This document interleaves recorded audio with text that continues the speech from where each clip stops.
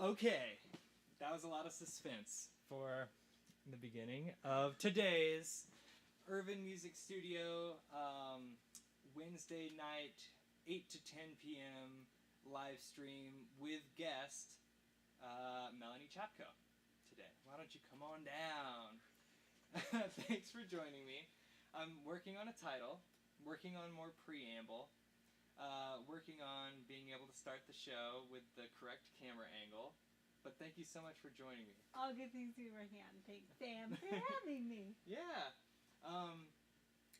We have played music a few times together. Mm-hmm. You play piano and sing, and we're trying to work up some duo material to go play some events. Mm-hmm. And you're also a music teacher in Asheville. And you put out an album pretty recently. Yeah. Is that how many albums have you put out?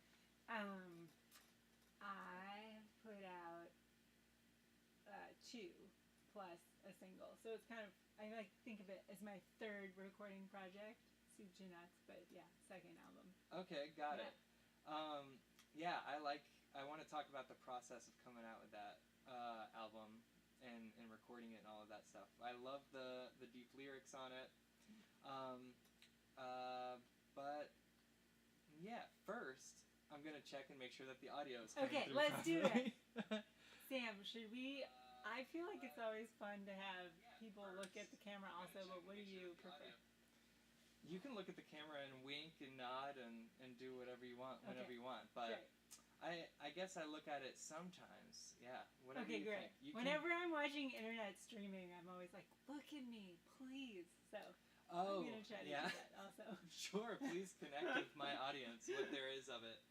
I know, I have taken a pretty casual stance. I don't say stuff like, please subscribe or smash the like button. Although you can if you want and you're watching. Or anything like that, or really promote. I've never heard that, smash the like button. It's a better way to say it, I guess. It's enthusiastic, yeah. I don't use the YouTuber voice or anything. This is just a casual sort of thing. Me trying to carve out life, carve out life, No, to carve out time in my life to be creative and catch up with other musicians and sort of utilize the studio. You know? Yeah, love it. This is like the pilot area of an airplane. So many blinking lights, so many dials. It's pretty fantastic. Definitely. I've added some lights, like these cool non-blinking LEDs. They're not blinking though, I guess. If you want to critique my LEDs. I think I can make them blink, but maybe that's not worth our time. Yeah, well, there's so cockpit vibes in here, so it's great. Yeah. I'm proud, but again, it's a work in progress, for sure. So, yeah, tell me about your musical journey. I think there's not much of a format to my interview style. Okay. Other than we're just going to chat music. Really, we can chat whatever we want, and then when we sort of run out of steam on a particular topic, we'll say oh yeah, music, and we'll reset with music. But let's see. So tell me about your relationship with music. Mm-hmm. My dad played piano when I was a kid. We had this pea green upright piano in my house, which I love dearly. That it got given away to a preschool down the street, which I was really upset about because we got a nicer piano that held better tune, but it wasn't pea green anymore. I took piano lessons as a kid and was in band. I played saxophone. Cool. So I can see that. Really? Oh yeah. It was like the instrument that girls didn't play. So that was what I wanted to play. I wanted to be able to do the thing that mostly guys did. And and then but as a kid also just spent a lot of time singing and getting lost singing. Scene featured in one of my original songs. I went into debt for $100 once for losing a fishing pole in the bottom of my grandfather's pond because I was, reenacting a scene from The Little Mermaid. The oars of Kiss the Girl. Remember when basically if the Little Mermaid gets kissed, she gets her voice back. Really terrible model of Most of those Disney films, yeah, are Really problematic terrible. in some way, yeah. So they're like rowing the boat through the lagoon. How does it go? It goes like that. And like the lobster and all the sea creatures are like, kiss the girl, you know. And I was like doing this with a fishing pole, and I totally lost the fishing pole. So it was like my first like big financial punishment. So yeah, but just like being in my own little musical world and Kiss the Girl is an awesome song. it's a pretty It great slaps, song, yeah. yeah. Save for the like bizarre fake Jamaican accent, I think. That is a problematic, But yeah. really, yeah. What is it? Alan Menken Yeah. Some brilliant songs. is Aladdin. a musician. Yeah. What else did he do? Pocahontas, I think. Also, all the Beauty and the Beast songs. Yeah. Mm-hmm. Also, yeah, Aladdin, and I think like Little Shop of Horrors, which I've never seen, but that was one of the other musicals I worked on. It was Alan Menken and a lyricist. I think the lyricist is actually quite brilliant, and I'll always forget their name. But there's a somebody look it up and type it in the thing. In the comments, yes. Smash that comment button. You idiot, Alan Menken and blank. But yeah, I recently like watched a bunch of those old Disney movies because I wrote this song called "You Ain't Never Had a Love Like This," which is kind of like a spoof off of. Well, I was thinking of the song just in general, but everyone's like, "Oh, that Aladdin song, You Ain't Never Had a Friend Like Me." But oh yeah. Mm-hmm. it's a great song. So good. Such a great song, and so I was like listening to all that Disney stuff, and it's pretty brilliant. We grew up with So good. good music. I know a lot of. Have you talked to cartoons. any of your kids' students about the Disney movies and realized that they haven't watched the cartoon versions, but they've only Oh. seen the real life versions? Oh my god. But I don't know how snooty to be about it because I haven't seen any of the real life versions. Have you? Yeah. I have seen Beauty and the Beast. Mm-hmm. I was quite moved by Beauty and the Beast. In general, I think that the music is great, but yeah. Beauty and the Beast. I know. Apparently, they hated that song. Like, he was like, I think this is the worst song I've ever written. And the producers were like, no, we just need it. And that's, like, the most famous tune. Because it has all these, like, very vague lyrics, like, tale as old as time, song as old as time. It's like a very old lady singing it, too. Yeah. Angela Lansbury, who sang it in one take.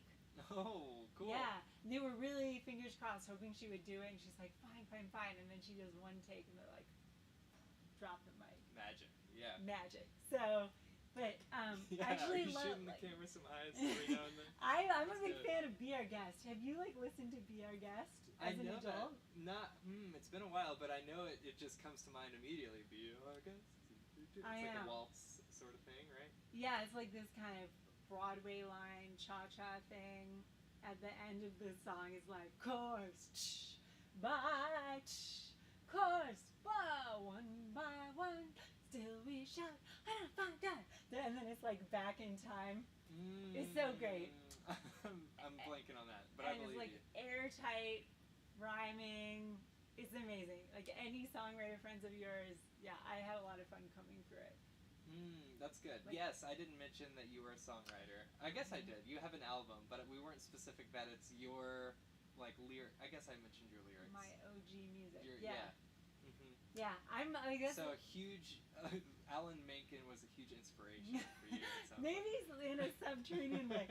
But I actually do really like writing in that kind of airtight way where like every syllable falls as it's spoken and there's like one note per syllable and it's just very tight like that. So I enjoy that type of writing and I aspire to it. And yeah, the official name for that, I learned this only a few years ago. It's called prosody, like the way the language falls on the melody to create an experience, a musical experience. That's phrasing. prosody. Prosody. The phrasing of the way that it lines up, not that it lines up one word per note. So I think technically prosody is saying something like instead of saying banana, instead of banana. So prosody is like where the emphasis is. But if you're singing a melody with banana. Banana will sound better than banana. Right. Yeah. Yeah. The second option, would you say, like, is a more syncopated, what was it, prosody? Prosody. No. Prosody. So it's prosody is like where the emphasis falls on a word, and so melodies can also emphasize syllables of words, like the. Yes. So the rhythm. I get. Okay. So syncopation's the wrong word, is what you're saying. But the prosody of your second example is more awkward. Yeah. So like probably the best melodic example of prosody is that song "Someone to Watch Over Me." It's like someone to watch over me, and you probably wouldn't sing someone to watch over me, right? Right. You would emphasize the word that is like the thing that would be spoken. Like, I want someone to watch over me versus I want someone to watch over me. Right. There's too much suspense. It made me uncomfortable. The second version. So it's like, it's kind of in the background, in the gears of songwriting. And I, one of my buddies ran a workshop and I like finally put language to that. And I really appreciate writing that does that. So whoever Alan Menken's secret co-writer, famous secret co-writer is, he's very solid on all that. Yeah. Alan Menken's just the face of Disney songs.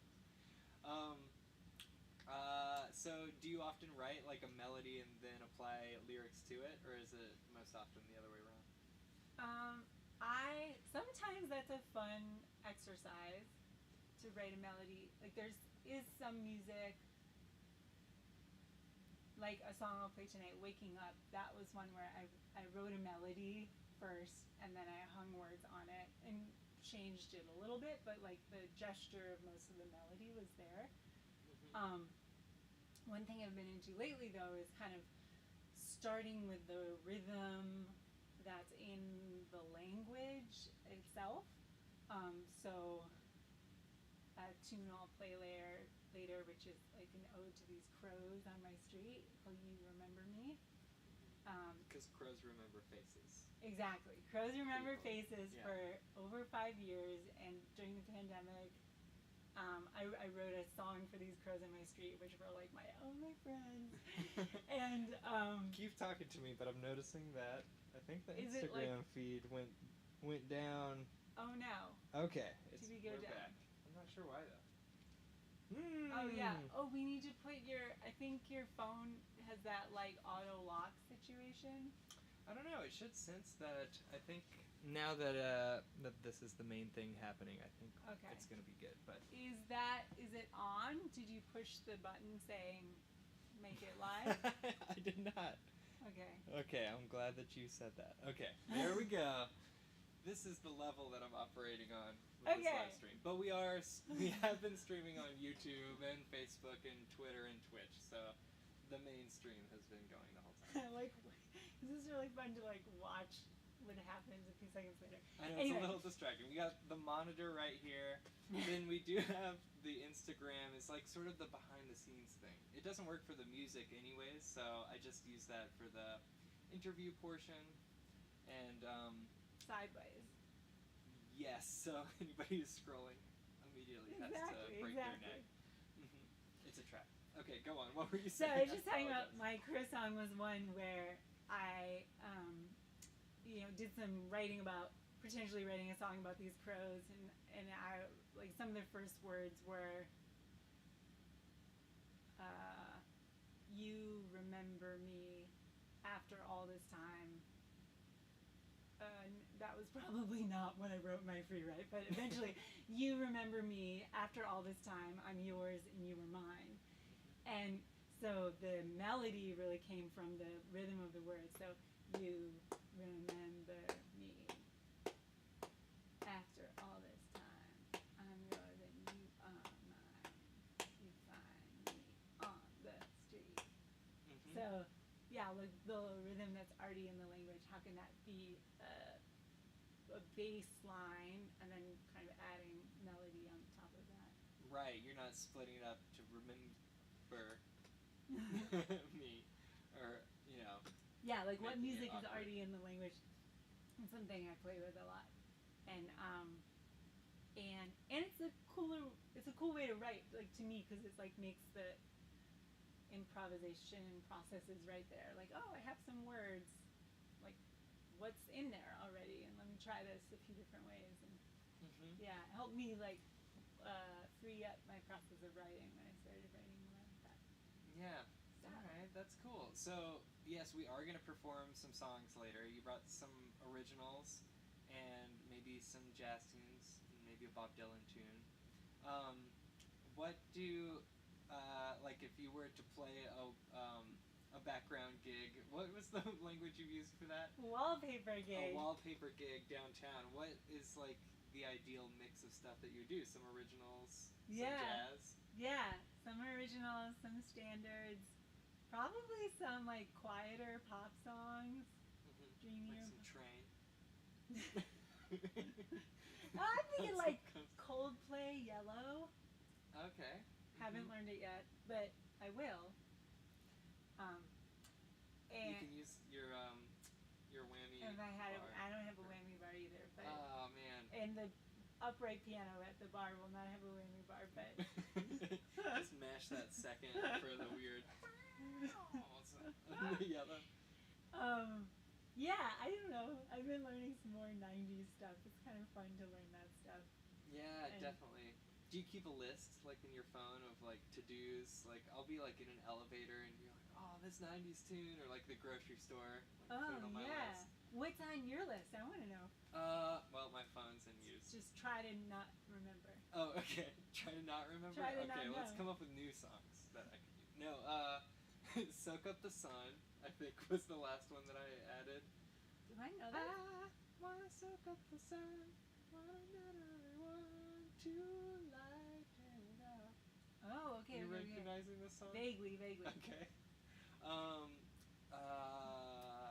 Dancing Queen. Well, that's a good one. But yeah. Oh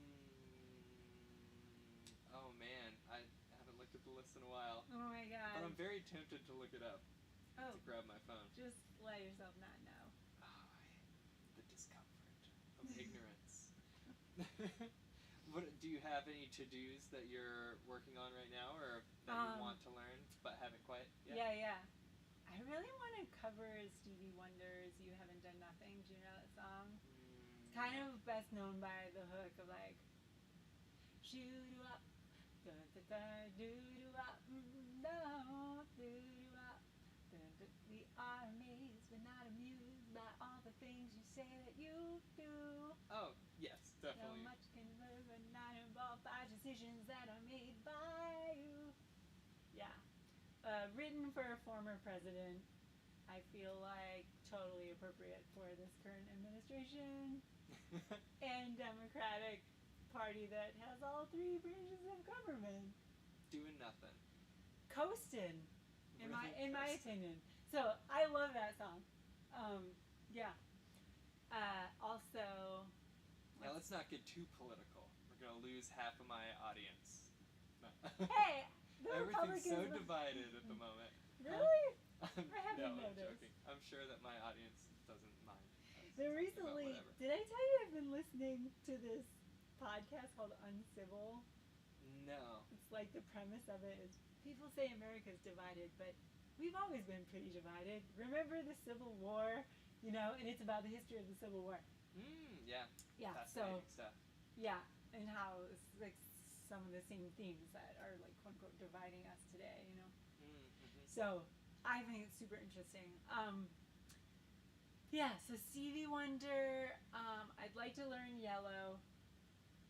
He's on guitar, right? So I haven't quite figured out how to like sound good with that situation on the I've got the chart. You can sing it later. You got the chart? I'll play it. Yeah. Okay, we can try it. That would be fun. I have definitely tried it, and there's like a lot of sus extension things that I think are easy to play on guitar, but a couple years ago when I looked at it, I was like, ugh.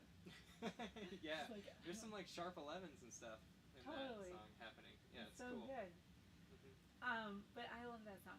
And let's see, what other Alicia Keys, No One.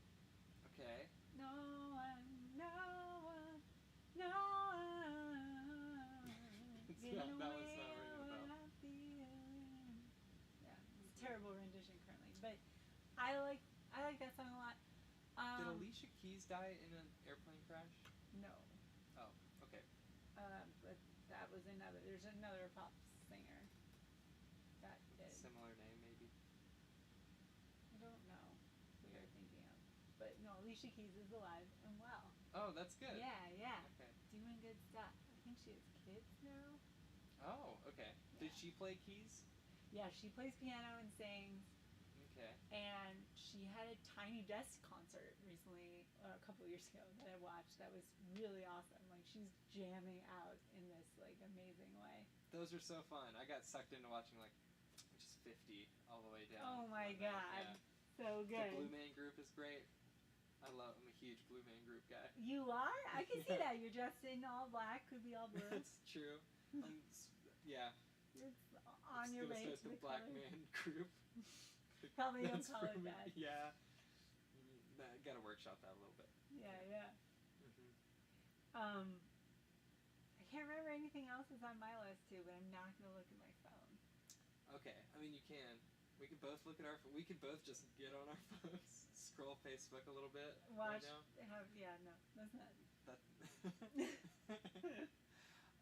Okay, so wait, I've definitely interrupted you like a lot of times while you're talking, but from your story of Music story. losing the fishing pole. Okay, things have happened since I lost the fishing pole as a small child. You lost the fishing pole and then you stopped music lessons for a while, got back into music in college. Wait, you stopped music lessons to take that money and pay back the fishing pole? Probably. I was working so hard to do that. No, I ended band and piano, I think in like 10th grade or something. Sax just wasn't doing it. Yeah. So here's the thing. I didn't really play music with people as a way to hang out with people. Like this cartoon of like kids, dudes playing in their bedroom, like, or in the basement or something, like as a way to hang out. Like I just didn't have that experience because I went to a religious school. And so music was really regimented and really... It's mostly an organ most of the time. Yeah, mostly organs.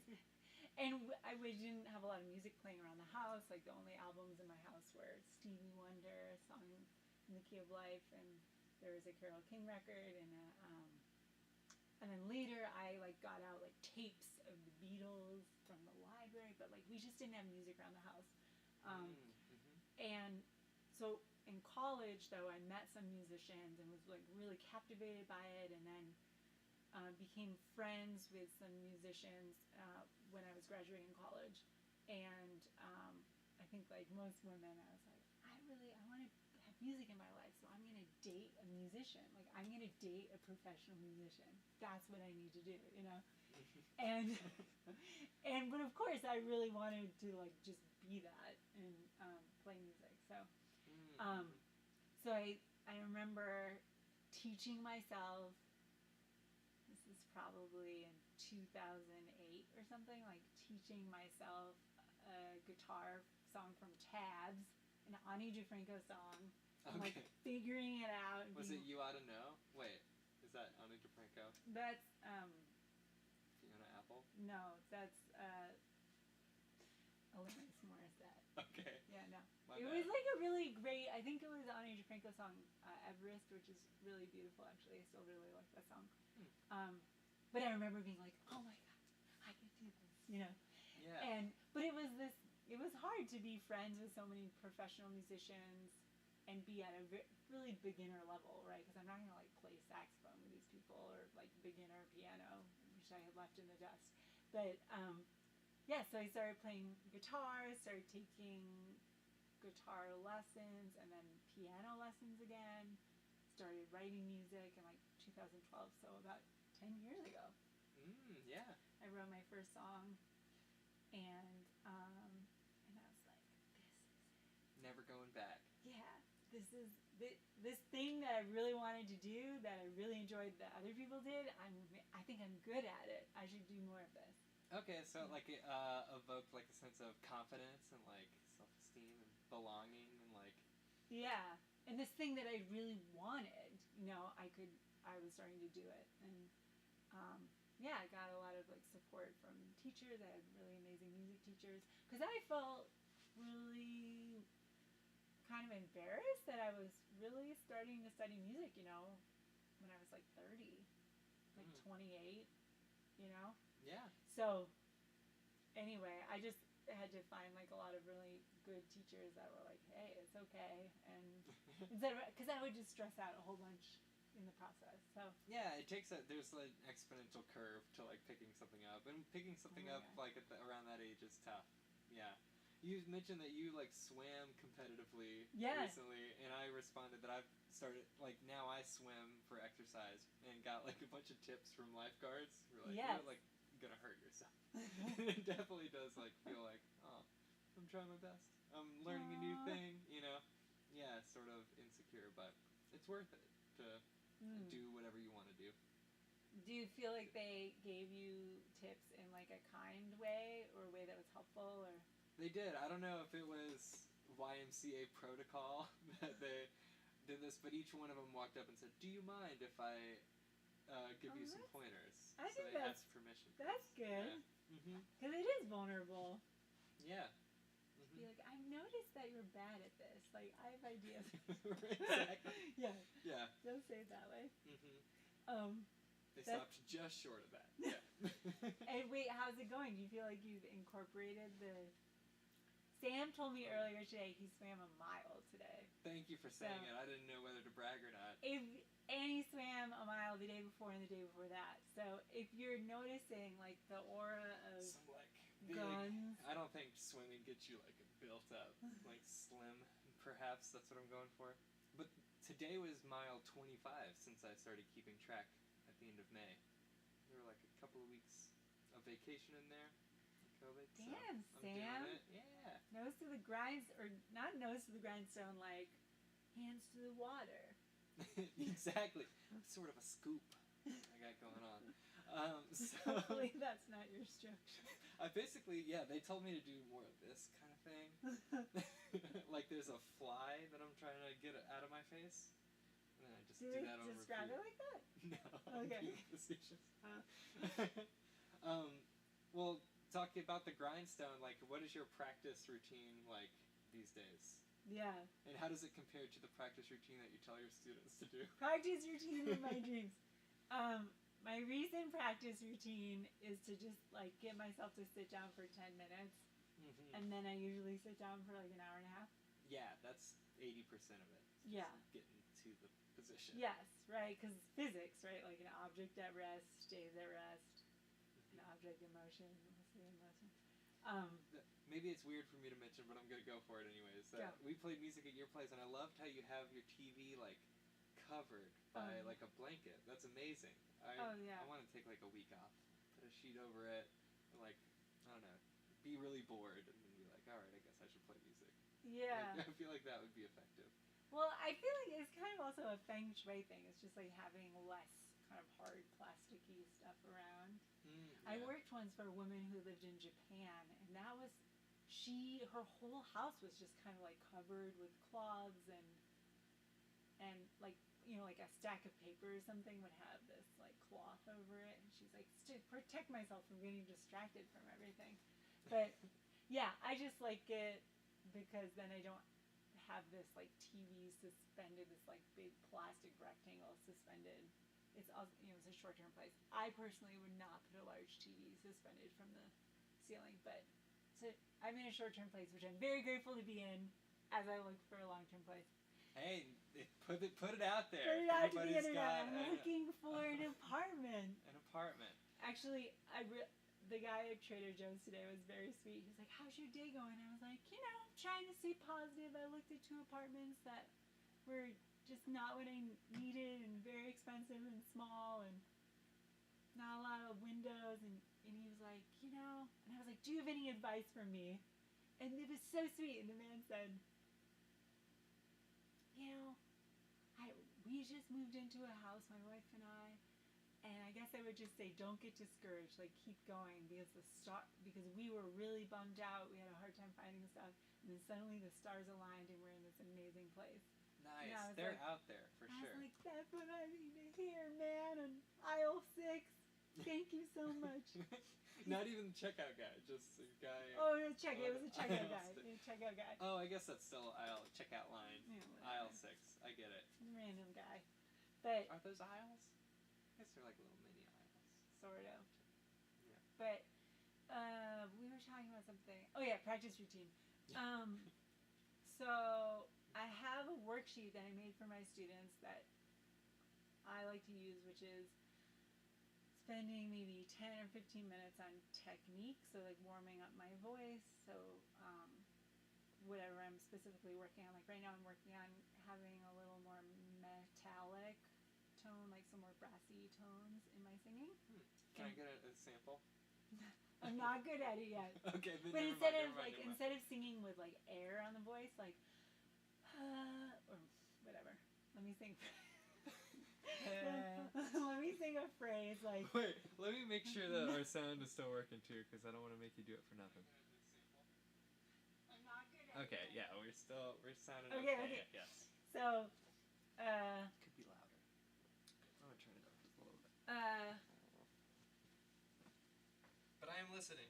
So yeah, it's something I'm playing with. I'm not great at it yet, but this vocal school that is about like totally taking air off the voice. So as a vocalist, one of the things I've learned is to kind of apply like sounds of reverb into my voice. So like, let me see if I can do it. So here's like, not to put you on the spot. Yeah, here's like no air on the voice would be waking up next to you. So that's like kind of neutral. But if I kind of add air sound, it adds a little more reverb sound. So waking up next to you, I finally feel the spring. It's got like a little more. So, which is fun in tone, but as we sing higher and in like a more mixed range of the voice, like not in kind of the high, super high range, but in those like middle tones, it can start to damage the voice if you put air on the voice while you're trying to sing loudly in certain spots. So I've been trying to like do wacky exercises to take air off my voice. It's really hard. I don't totally get it yet. I know, it's so immediate and physiological. Like invisible and strange. Yeah. Yeah. So, yeah. So, okay. So that, or like working on like flexibility, like learning melismas and stuff, like cool outro. Exactly. Yeah. So doing like little exercises for that. And then I have a list of kind of songs I'm workshopping. So maybe like right now I'm trying to learn Joni Mitchell's All I Want. So I pretty much know the song, but like that would be a song that I'm workshopping. So, or some classical piano stuff that I'm learning for my students. Like they already know the piece, but like I got a new student who already knows this piece and I don't know that piece. And like I'm okay at sight reading, but I don't want to like sight read this piece in the lesson and be like, wah. So yeah.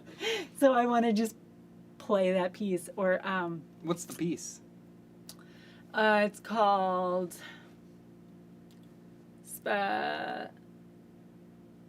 Spanish. I don't remember. That's okay. Okay. No I pressure. don't remember. By? I don't know. It's like I have to buy the book that it's a new student. I have to buy the book. It's like Faber level 3B or something. You have it in your bookshop, but for piano. But I only have the one piano book. Just need to buy it. And then I'm like memorizing Bach's Prelude in C major, which I think is beautiful. I love that one from the Well-Tempered Clavier. Yes. Mm-hmm. So beautiful. So I can play it like pretty well, but I'd love to memorize it. So that's stuff that I tend to have. I tend to just be distracted easily. So it's helpful for me to just say, okay, I'm going to work on maybe these two things this week, And then when it gets to be the next week, I've like totally forgotten about those two things and my attention has floated to something else. Yeah. And at some point I'll go back to it. So I have songs I'm working on, and then I have like a big list of songs that I have memorized that I can play. And ideally, I think it'd be great to like rotate through that list. So maybe like play 3 or 4 of those every day.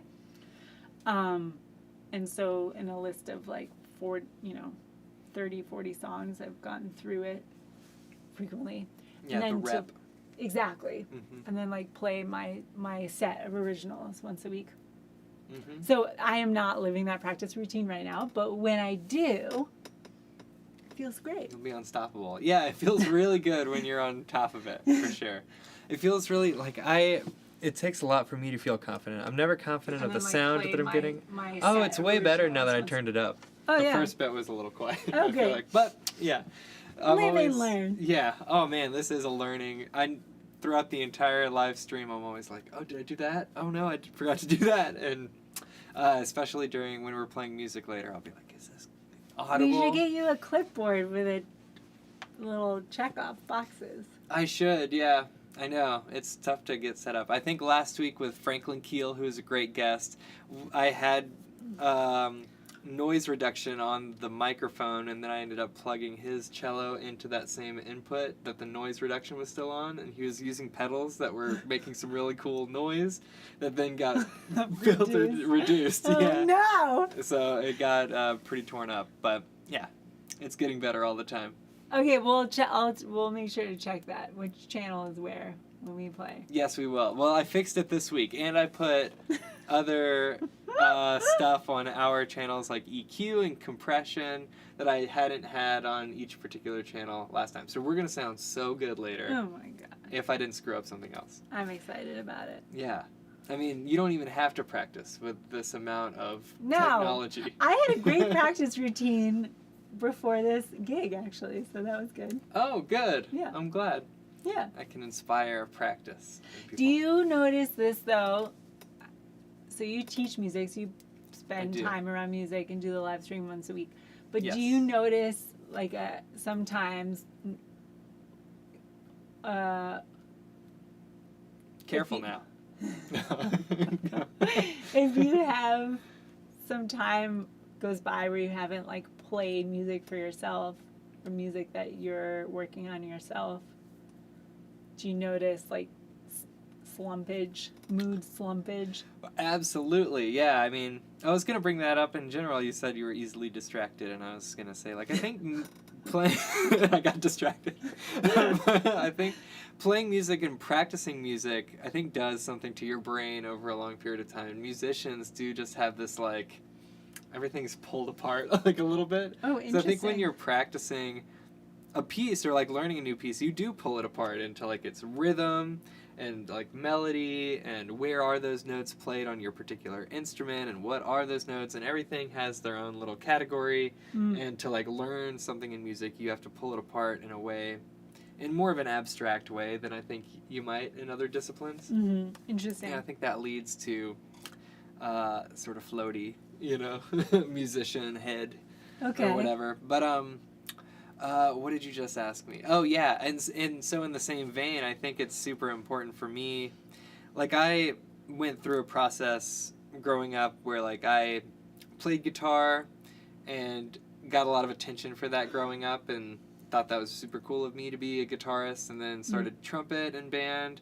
And by the time I got to college, I really didn't want to identify, like, as a musician so much anymore. And so, like, I continued, like, I did the philosophy thing, but I kept up guitar and trumpet, and then I wanted to do classical and jazz, and everything's, has branched off. And now if I don't, like, sort of continuously go through and, like, check off each of those things, I slump.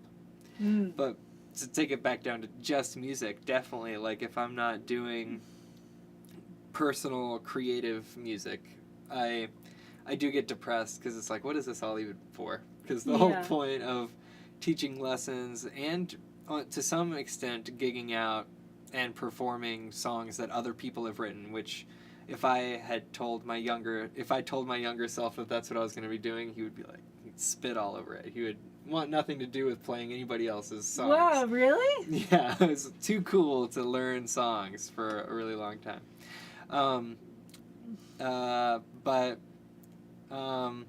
Or at least to like go play songs that other people had written to an audience. I don't know. There was some sort of line that.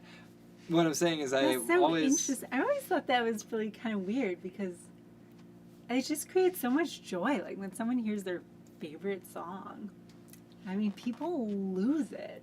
That's so nice. That's and compassionate. I'm like, what? Like I get to be part of that, you know? Mm-hmm.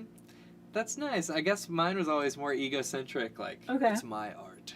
You know, so sort of that place. It's like more authentic if it's coming from you. Yeah. Mm-hmm. I mean, that's real Authenticity too. being part of it. And so to gig out and to teach was to. That's right. We're on it. The Sam Show right now. So I get creative control here, which mainly just manifests as trying to get technology to work right. It's still not even me doing anything. Maybe I set up the shot. I set up the little nook. I mean, it's pretty great nook. Look at this. I know, the little trumpet guy. Gold. So I made music my career in order to continue to be able to refine my skills to then put to use on my creative music, you know, and more, you know, better articulate my expression in that way. And so whenever I do slack on doing creative music, it's like I feel blocked up. Yeah, it's just like the absence of play, I guess. But that being said, I just moved to Asheville, so I'm teaching less because a lot of my students are still back in California.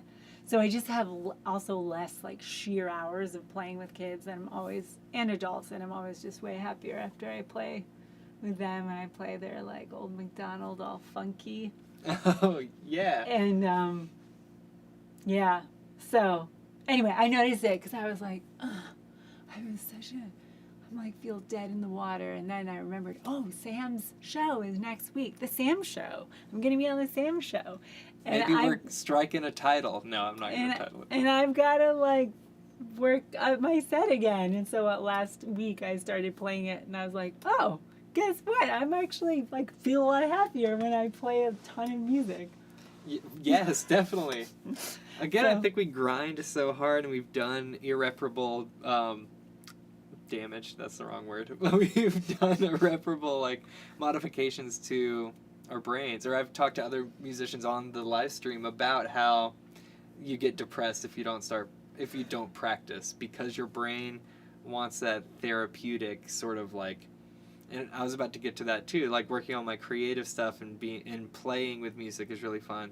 But I also find that if I slack on just running scales, or doing those technique exercises, I also get sort of down, because they sort of comb my brain or whatever, sort of calm me. Mm-hmm. Okay, what do you think is the most important idea that you learned about practice? Do you think people watching, do you think they're interested in practice as a thing? Or I think so. I hope so. Yeah, so I'm curious, what ideas helped you the most, maybe in the past or even now, that you're like, this is something I keep in front of my mind? That's a good question. And yeah, keep those good questions coming. That's good. Yeah. Here to help the Sam Show. Excellent. Yeah, we're just two co-hosts. I do have students that watch this from time to time. I don't know if Gray's watching right now, but he was a big one for a while. I need to have him on. I had a student on, Toby, who you met briefly. Oh, great. At one of the rehearsals. But, biggest idea that supported you related to practice? Or something that, like, blew your mind about practice? About practice. Well, there's a study with basketball players about they had a control group that didn't practice at all for like a week, and then, and they did before and after shots, I think, just 3-pointers or free throws. Free throws, yeah. And so one group didn't practice at all, and then one group practiced, and then the third group was made, but was I don't know. The test was for them to sit in a room and just think about shooting the free thoughts. Oh, yeah. Okay. The free throws. And Free thoughts. the free thoughts, they were just, they got in there and they tried to break stories, you know, and brainstorm. No, they were supposed to think about shooting the free throws. And they scored substantially higher than the people who didn't practice at all. What about compared to the practicers? The practicers did the best. But it was like practicers and then the people who thought about it and then like not practicing down here. Whoa, so mental, It made a yeah, big I've heard that, difference. mental practice. I haven't done much of that, but Yeah, one of my favorite ones that I do like walking around or in the shower is to think like, okay, what's a half step up from C? It's D flat. And then what's a whole step up from D flat? It's E flat. And then what's a minor third up from E flat? Well, it's G flat. No, yeah, it is. And then what's a major third up from G flat? It's B flat. And and you go just do on and on. intervals. Yeah. Okay, my bathroom practice Okay. is with my toothbrush. You have an electric toothbrush? I'm manualing it up still, Oh, but I'm wow. embarrassed about it. I'm behind the curve. I think it Don't worry. depends on your dental health. My dentist was like, get a freaking electric toothbrushing because I just have genetically, I don't have great teeth. I have many other great features genetically, but teeth are not one of them. Doubtless. But like the toothbrush is like, Uh-huh. and as it's going, so will you be the toothbrush? Okay.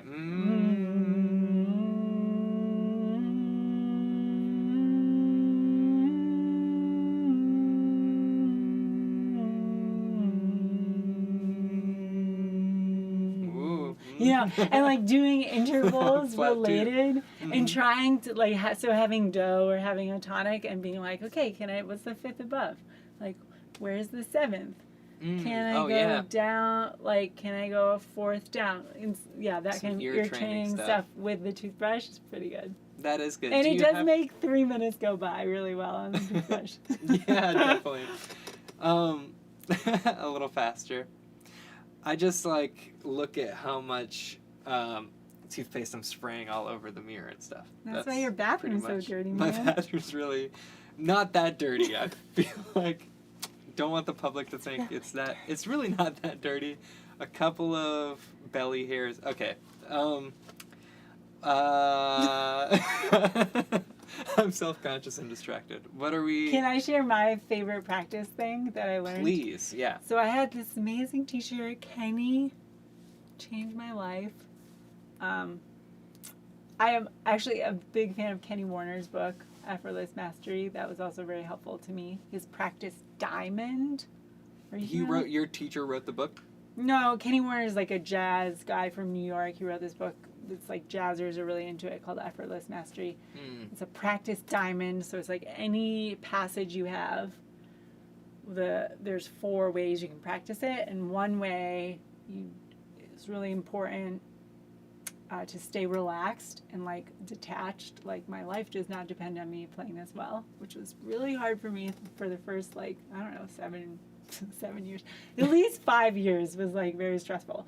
But yeah, being detached. And then this other thing is like playing it at the speed you want, or playing the entire passage correctly, or playing it correctly, or playing the entire passage. And so the idea is you like pick 2 that you're going to work on. So if you want to play something at a very high speed, maybe you're going to not play it correctly, but you'll play the whole passage, or you'll play it at a high speed, but you'll only play like a measure of it.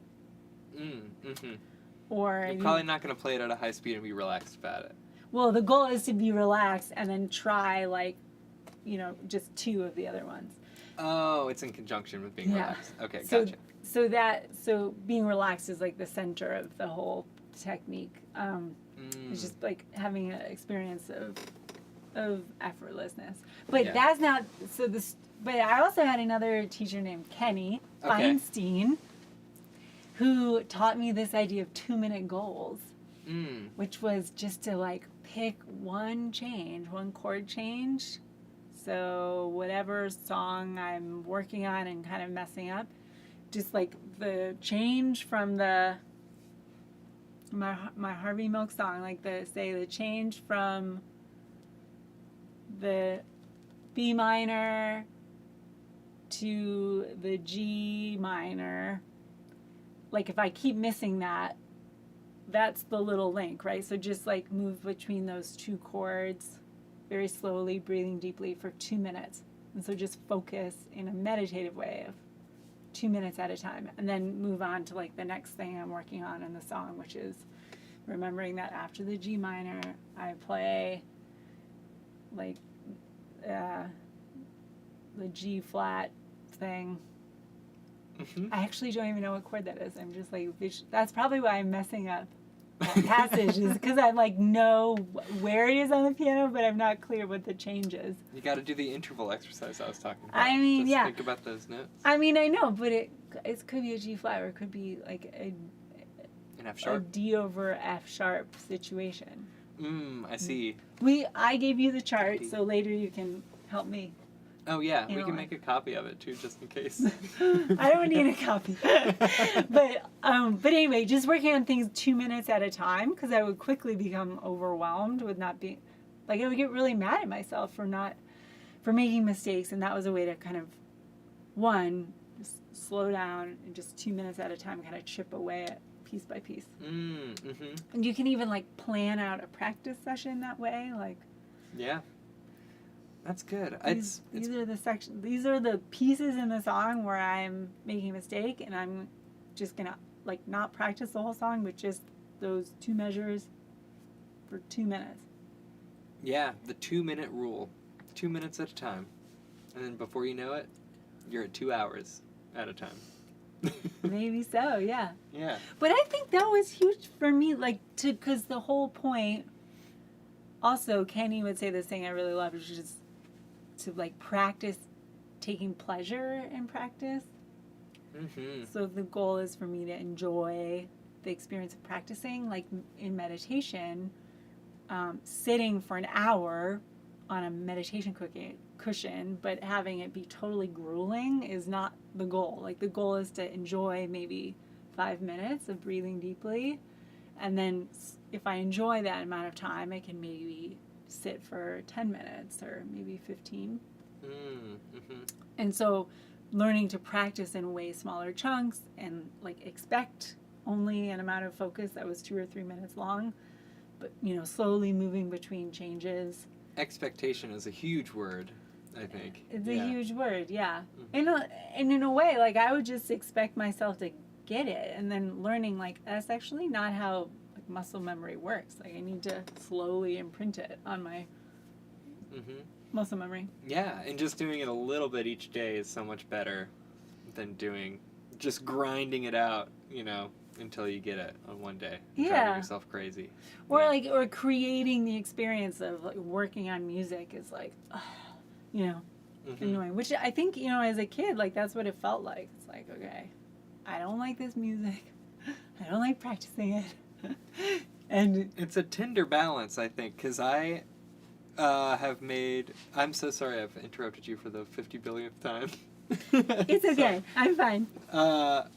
You were a kid and you didn't like it. I'm sorry. Finish your thought. No, I don't think there's anything to say. But just the experience of enjoying practicing, I think, is... So what was a turning point for you, I guess? Because did your story include that? Of, like, you gave it up, and then you wanted to date somebody who's a musician, and you were just hanging out with musicians.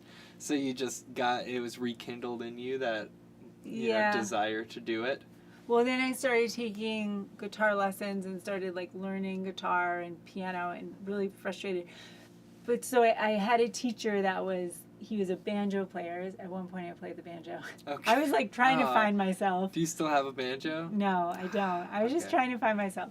And, but this teacher was like, you should go to these adult music camps, like Puget Sound Guitar Workshop or the California Coast Guitar Workshop, and just meet teachers that were just really fabulous teachers. That they thought about music in like a much more relaxed, fun way. So like going to music camps was huge. I took a class in practicing with this teacher, Kenny Feinstein, and learned like, oh, there's like ways to practice enjoying this process instead of just being mad I wasn't already getting something. And then also helpful, I started studying martial arts. Yeah. And in martial arts, in Aikido, there's like such a principle of like learning basics and respecting the process of learning basics and practicing the basics as a way to do more complex things. And in martial arts, I don't know if you know, but as you Yeah, I took Shuri-Ryu for like what's a that? long time.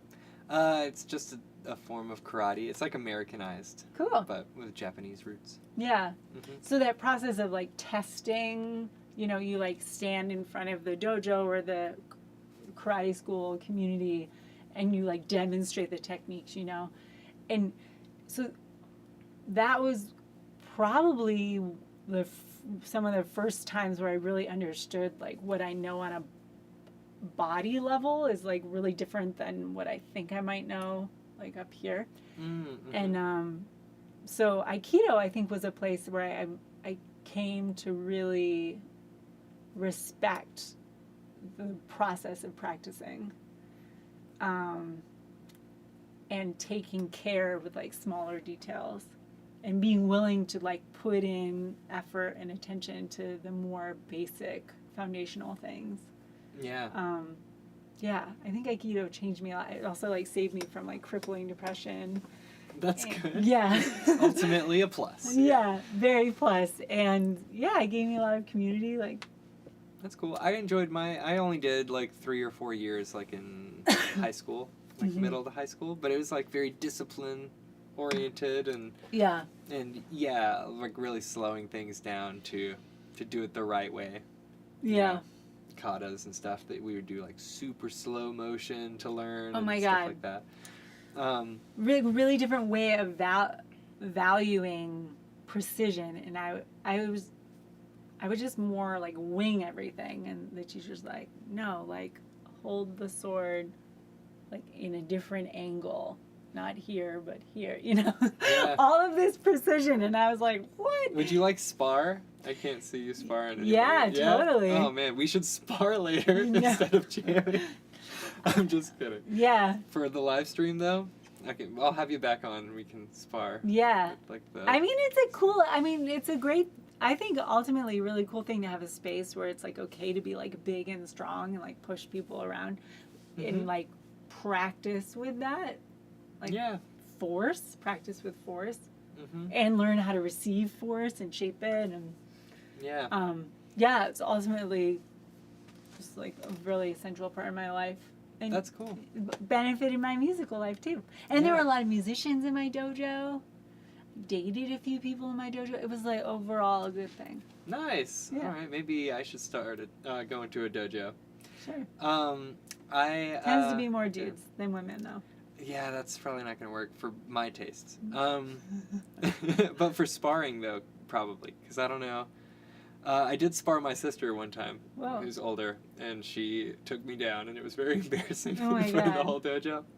And then I was also part of this dojo, and then, like, this other black belt, like, I know, I see you spying the clock, but the story is amazing. Am I spying the clock? Oh, wait.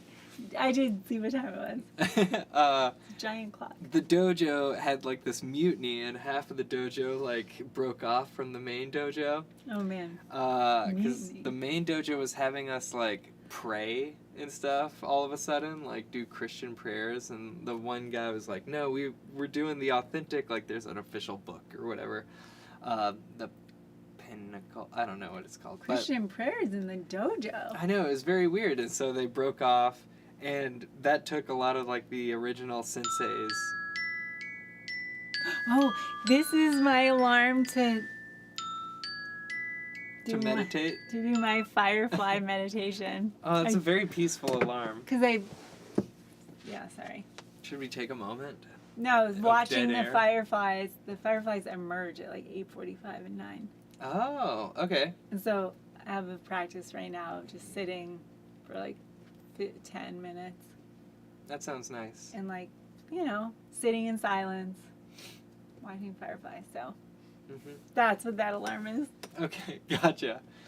Long story short, the first sensei was very upset at the other sensei for like mutinying and whatever and taking a bunch of, and I went with the guy who was doing the more authentic karate, and then there was a competition and they fought and it was super epic and heated and emotional. It was probably weird that they were allowed to fight in the first place. They shouldn't have fought, but they did, and I like the judge. It was very heated. Yeah, we don't even call it fighting in Aikido. It's more like just demonstrating. Right, Or- usually it's sparring, but they were definitely fighting. Yeah. They were bummed out. Because karate is a hard martial art. Like, you're like blocking stuff and attacking, but you're being on the offensive and defensive all the time, switching back and forth. Yeah. Mm-hmm. Yeah. Yeah. I mean, I was like 14 or 15, so it was probably just. But that to say, you know, that or I was trying to get back to practice, and it's a delicate balance of like when you're a teacher trying to encourage a student to practice but not making them feel bad about not practicing, because then then I feel like students just associate that like pressure and stress with practicing, you know? Yeah, no, not And good. It's not good, and it's not alleviated when they get out their guitar and they finally like are gonna practice. They're like, "Oh, I'm gonna practice." I don't think that you get that same release as a younger student, or like maybe as just a beginner student. You don't get that same release of like, "Oh, I'm practicing. This is good," because your brain hasn't like developed that taste yet, Yeah. acquired taste. So this guy Kenny also had a perspective on that was very helpful. Like, he was like, I think it's cool to think about musical life in like thirds. Like, practicing material maybe should only be a third of the amount of music time we spend, but what about, and then another third is like playing with people, like just having fun with music. Yeah. And then another like we're about third. to do in a month. Yeah, Yeah. we're about to do it. It's And then coming up soon. another third is like listening to music and seeing music that inspires me. Because like to me, there's like a loop in between all three of those of, Mm-hmm. you know. But if my practice expectations take over like the total amount of music I'm making it becomes like very much a slog. Yeah. But if, you know, this 10-year-old student, if you're like, hey man, jam out with the electric guitar with me, that's what we're gonna just jam out. I do try to get my students to improvise, yeah. That's awesome. Some students don't even like it though. They're like, you want me to do what? I'm like, play random notes, it's fine. But we have no time to get into teaching technique with improvisation. But I had a teacher who was very hard on me and made me feel bad about practicing, and it worked. It made me like a much more serious musician and like got me prepared in a way to like go to college, and I am indebted to that teacher for being hard on me. And Like, how are they hard on you? like one You time know, like log the time, or he happened to be, well, he would shaming? just be very like blunt in our lessons, like, well, yeah, you still can't do this thing that we've been working on for 3 weeks. Like, that's pretty crazy because it's been 3 weeks and it's not that hard of a thing. And like, yeah, just like very blunt like that. He also taught me in college, because I grew up in Brevard, very close to Asheville, and so I took lessons from him before college and then in college as well. So that was a cool little transitional bridge. And one time I showed up and I immediately broke a string, and he's like, do you have an extra string? And I was like, I don't. And he's like, you've got to find a string to replace on your guitar before the end of the lesson time, or I'm giving you a failing grade for today, which would bring like the whole grade down like by a letter for that like class or that block or whatever. And so I like frantically like ran across the school, and I'm like calling people, and I finally found a friend that had a string like all the way across campus, and then I had to like replace it on my guitar, and then I finally had like 5 minutes left, and I was like, what are we gonna do? And he's like, nothing, you can go. And it was just a huge lesson to be prepared, and then I always have strings. Whoa. So- Okay, the lesson to be prepared. I mean, Yeah. interesting. One So could he just had this like hard line. sort of Yeah. approach. One could also say, oh, you broke a string. We're going to practice playing a 5-string guitar, or take one more off. you're going to practice playing a guitar with 4 strings. He could have, but then And would I have making remembered to bring strings everywhere? Like replacement strings. I don't know. I don't know. Yeah, I'm not sure if like being really hard. Like I just tend to like, I just had so much kind of criticism and harshness growing up. I tend to kind of really crumple like with teachers like that.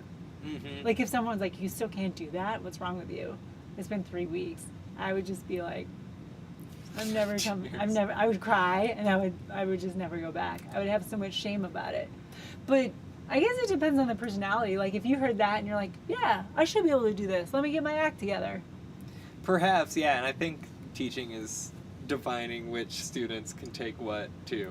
Yeah, like, or you what should language. be practicing. Sometimes just saying like, you should be practicing a little bit more, and you're like, ah, I don't want to do this ever. Yeah. Yeah. So. I have a beaker with my students, like a little practice beaker where they can color in. Ooh, that's good. They do like 10 minutes at a time. Or I give them a 20-minute beaker. I'm like, shoot for like 20 minutes. And there's bonus bubbles. That's cool. And then my beaker is like way, I'm coloring. At one point I do like making these things visual. It's like very helpful. I had something on the wall and was like coloring in 10-minute bubbles, and I was shooting for 2 hours a day, and I could, see the bubbles. Mm-hmm. So I think that can be helpful. Yeah, that's cool. But also it's just helpful if the parents are like, let's make music. We're going to play now. The parents, are a huge factor. Any students watching, your parents are a huge factor in all things. Yeah, be grateful. Do what they say. Eat your veggies. Okay, we will let's play a jamming. song. Yeah, we're going to take just a couple of minutes to get set up over there, and then we'll be right back. Thank you again, Melanie Chopko, for joining me on my... Melanie Ida Chopko. Melanie Ida Chopko. My great-grandmother's name, Ida. Oh, who yes. is a star in the circus. It's So I got to very important. represent. Oh, I should have asked you that story. But okay. It'll be enigmatic for the audience. You can read about it on the album. Mm-hmm. Okay, well, my great-grandfather's name is important to my name, too, because I'm the 4th. You're Sam the 4th? I'm Sam the 4th, here with Melanie. I'm Samuel Sullivan Irvin the 4th, with Melanie Ida Chopko. That should be our duet name. For sure. Instead of smell. I do like smell, yeah. Okay, so smell is coming up. We'll be right back. Do I leave? Yeah, let's Okay. leave. I'm going to turn this to please wait.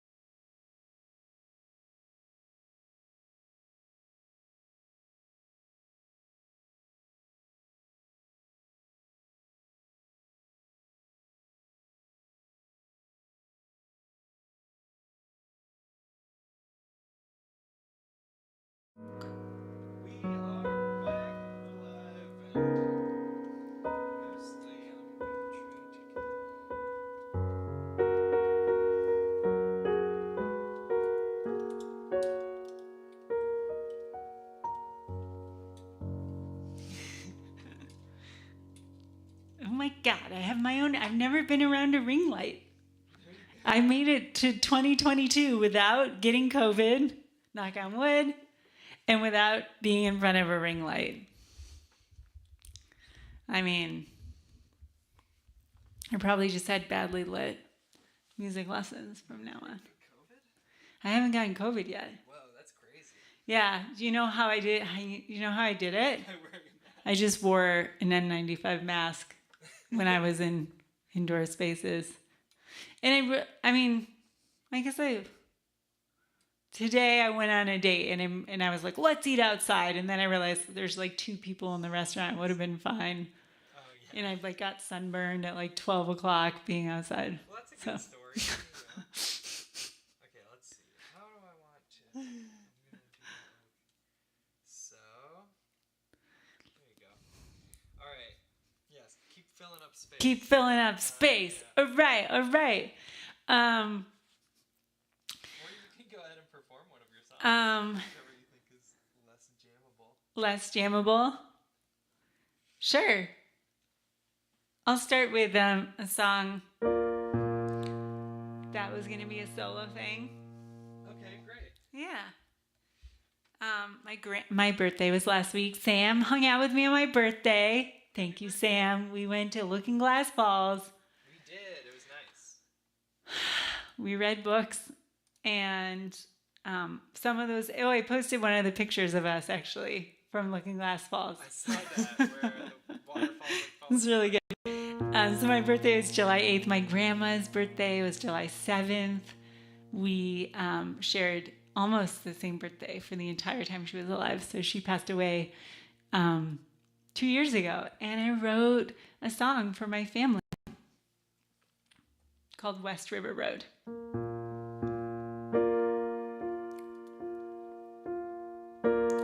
Coming down the hill on West River Road, last turn before the house.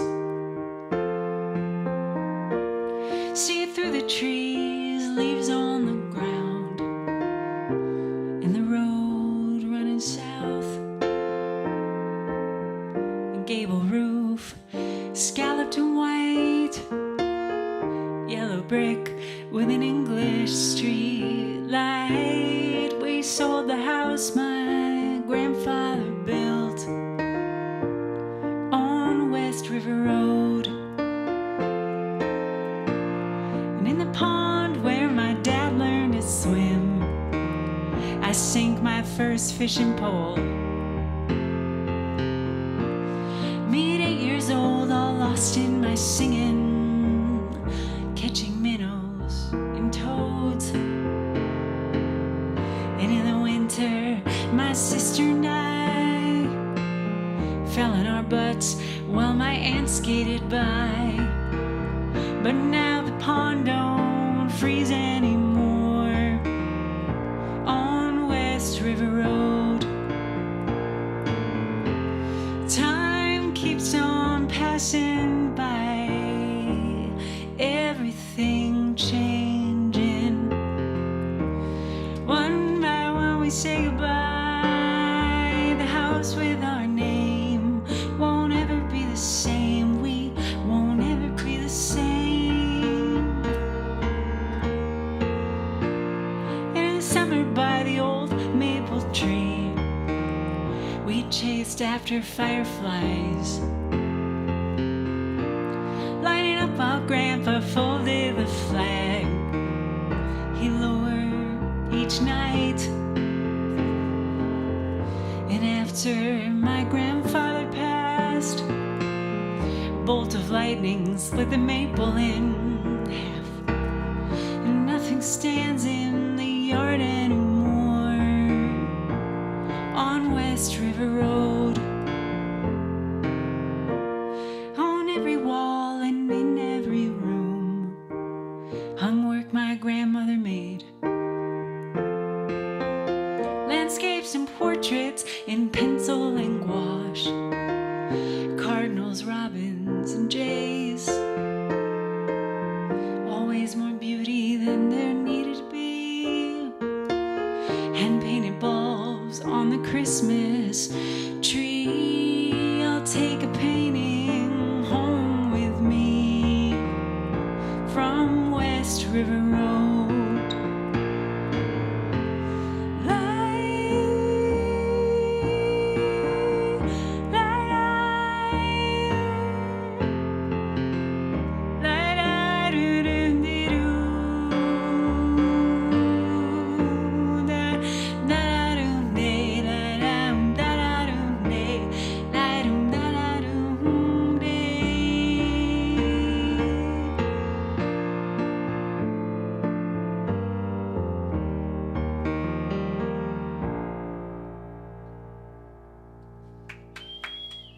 Ooh, whoa, we got reverb clapping. We did.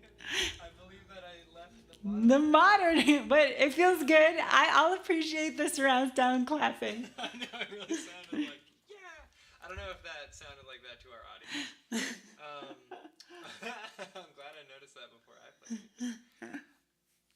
That was beautiful. Nice. Thanks. Way to kick off our jam. I realized that song not only was the tune we talked about earlier of my first musical, ethereal music experience of losing the fishing pole, but also Fireflies in the song. Oh, right. Yeah. We didn't take a moment on our break to go outside and see if there are any fireflies. Oh, yeah. I haven't. Well, that's okay. I don't know if anybody can hear me talking right now until I get right up on the mic. Okay. Yeah. Whoa. Whoa. Make sure. This is some new mic over Do there. am I getting too hot on this mic? Is it okay? Oh, I was going to say the opposite, to make sure it's right at... Right make here, sure you're but right into it. okay. Yeah, sometimes it's over. Over my nose? Mm-hmm. Okay, I just didn't want to be too explodey on the mic. You know how to use a mic much better than me. I'm just Okay, worried I'll about try. The tech stuff. Cool. How does my voice sound? I'm not You sound great. You sound great. What? Okay.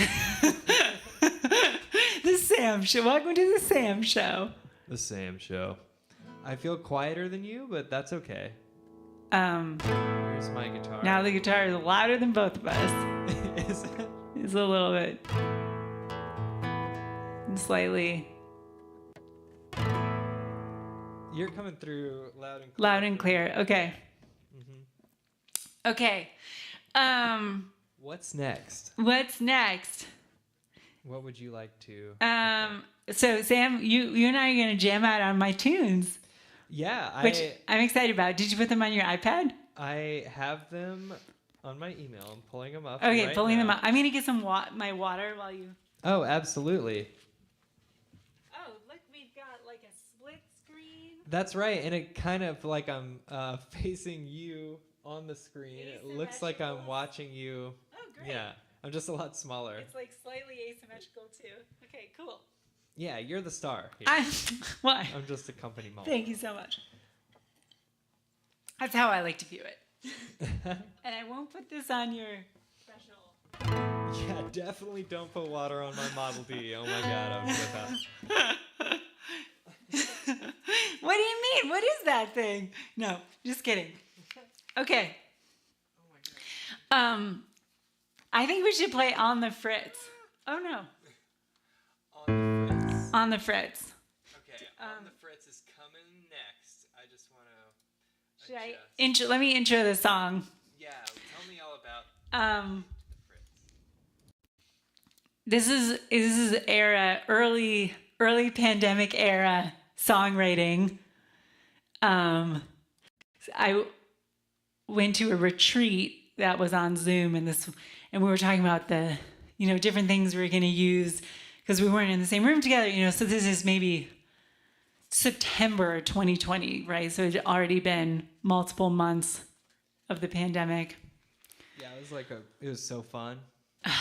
And so we started this retreat, and at one point, like someone just wrote, they were just like, I don't want to do another Google Doc. They're like, I just can't. And everybody, and it was an awesome retreat, right? It was with the Yes World, and they're like, okay, let's take a minute for everybody to be like, I'm so tired of all of it. So I took that line and put it in this song. Yeah. Did you pull it up? I've got it. Yeah. Okay. Stuck me. Oh, should I not say the line? Oh yeah, no. I won't reveal the line. Yeah. Can you hear me in your headphones? I can't hear you in my headphones. I'm not gonna sing along. Can I ask you what the first chord is? Because I'm missing it in my chart. Oh, E flat minor. Okay. Here's our groove.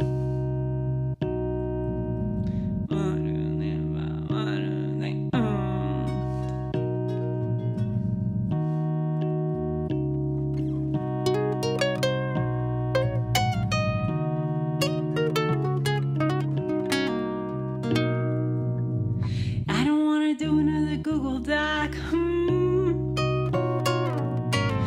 don't want to do another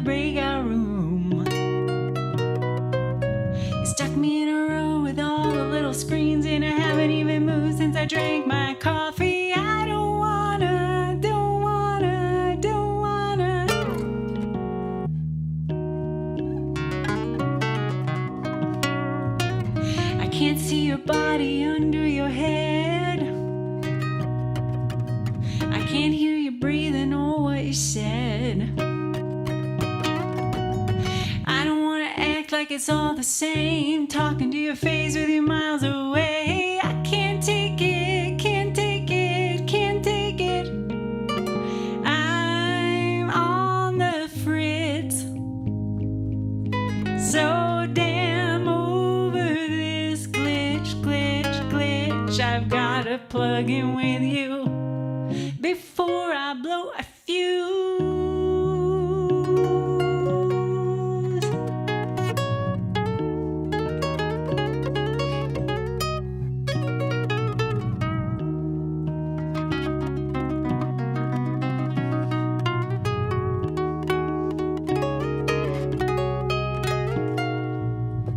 I wanna feel you look at me. I wanna sit here knocking knees, and I wanna hear you bang around and listen to the stuff you never say out loud. Come on over, come over, come over. Come on over, come over, come over. I'm on the fritz, so damn over this glitch, glitch, glitch. I've gotta plug in with you before I blow a fuse.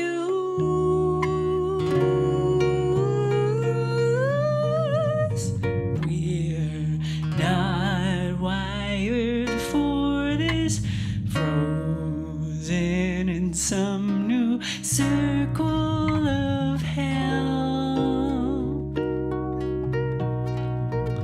We're not wired for this, frozen in some new circle of hell.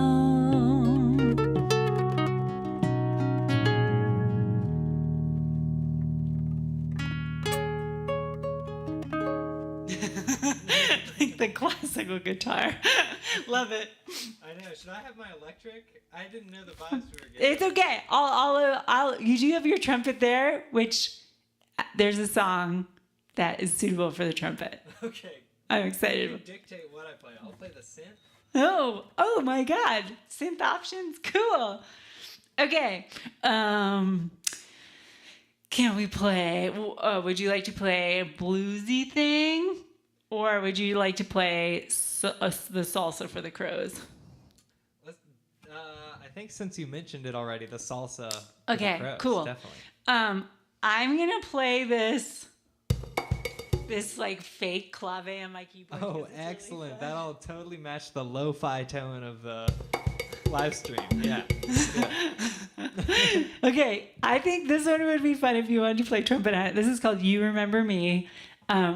This song is dedicated to the crows on Vine Street, crows that can remember human faces for 5 years. Sam,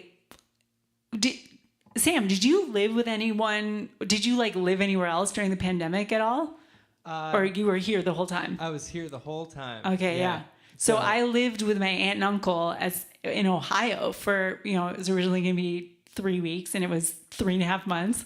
A little Gilligan's Island, but it was deeply nourishing to live with people because I had been living alone for the beginning of the pandemic. And when I came back from Ohio, back to my apartment in California, I walked out the front door the first morning and these crows saw me and were like, "Caw, caw, caw," and I was like, "Oh my God, they still remember who I am." So I wrote them this song. That's nice. And it's a salsa and. Crows are so compassionate, It's a salsa. I'm so sorry. It's a salsa and what? It's a salsa. It's an E. And I think trumpet would be fun on this tune. Okay, let's see what I got.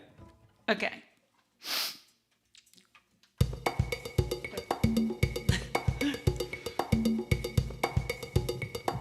One, two, three. Do you have the chart up? Okay. 1, 2, 3, 4.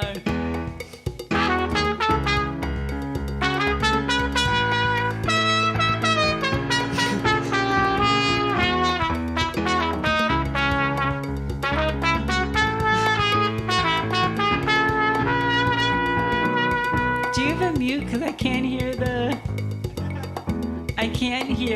the clave.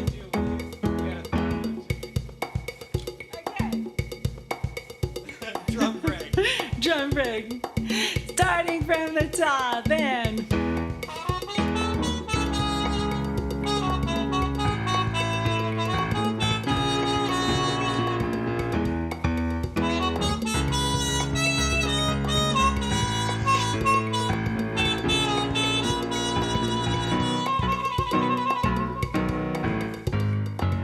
So many people were just too busy. I was lonely in my winter gloom, feeling stuck between here and somewhere. Not a thing to anchor to, but then in you flew.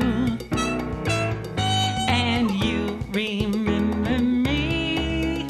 After all this time, I'm yours and you are mine. You find me on the street. I finally lift my head. Remember what you said. You soaring over me on the sidewalk. Mother of pearl, dark and shiny. Diving down and draping open wide. Shimmering as you win your peanut. Hide and seek between the wire line to look me in the eye. I read you can remember humans. You could be barrel rolling just for me. And then you station at my window like a talisman choosing me so luckily. Oh, and you remember me. After all this time, I'm yours and you are mine. You find me on the street. I finally lift my head. Remember what you said. You were soaring over me. Ka ka ka ka ka.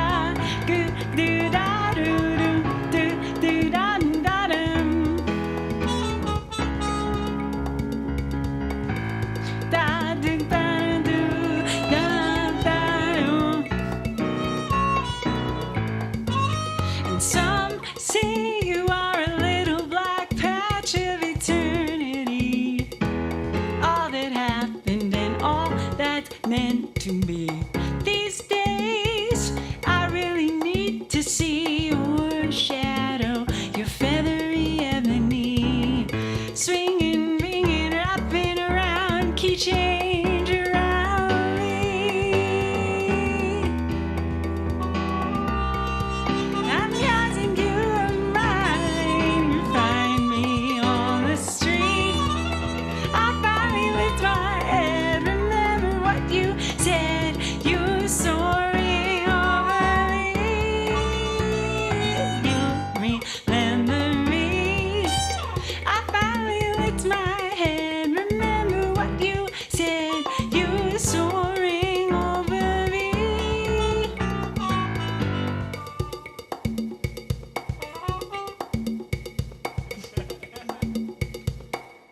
Yeah. Oh my God. Yay. Some brass in there. Some brass. Yay. This Great. key change is not in the chart. It's not in the chart, man. Oh, yeah, I'm glad I said something. It's not in the chart, not even on page 2. Oh, I keep trying to turn the page Foursquare style. Oh, yeah. It's in the chart. It's in the I chart. write it in the chart. Everybody. It's in the It's in chart. the chart. She gave me What is that keychain, Sam, going from E to G? a mediant? A submediant? No. What is it? What's the interval? Here's a shower exercise for you. E to G? Yeah. Yeah, it's a minor third. Minor third, yeah. An augmented second. I didn't even know that. It was news to me at one point. I was like, I can go up a minor third. I thought modulations were only like half a step or something, or like the parallel minor. But the whole world opened. Or the Disney modulation, the Alan Menken whole step up. Oh, there you go. Yeah. All right. Can we play a blues? Do you want to play your guitar?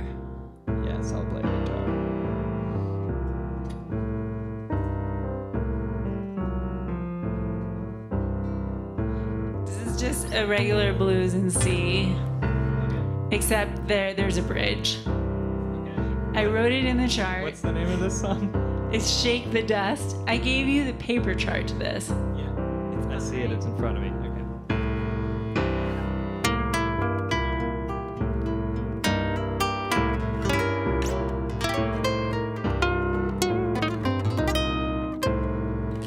Come shake the dust off of me. Shake it down all over the floor. Come shake the dust off of me. I wanna feel what my body is for. Down my neck and down to my feet. Just shake the dust off of me. Come take the breath out of me. Take me all around town. Come take the breath out of me and pick me up and pull me down. Give me a jump, oh please, and take the breath out of me. Oh, not another message, no more talking on the phone.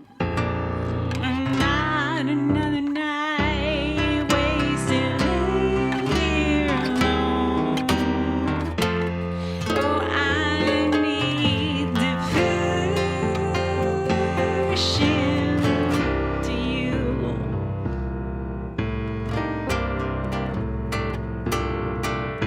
Oh, I'm unraveling. Oh, and you are too.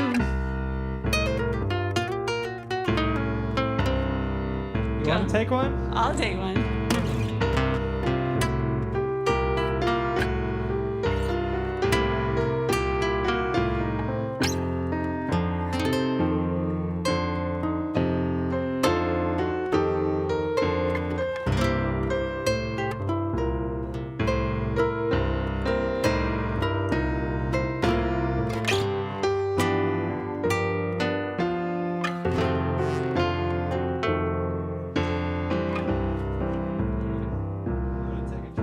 Oh my God, take a solo on the trumpet.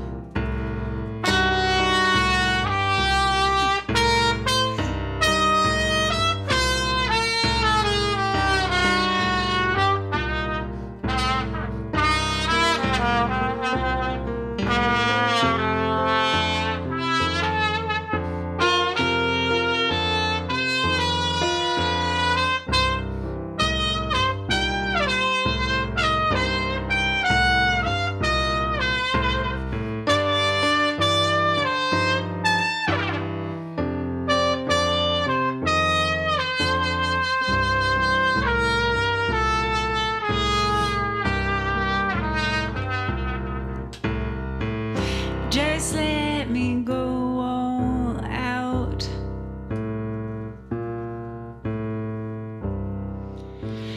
Please put down the news tonight. Just let me go out. Let's have one thing going right. And you need someone to write home about. Just let me go all out.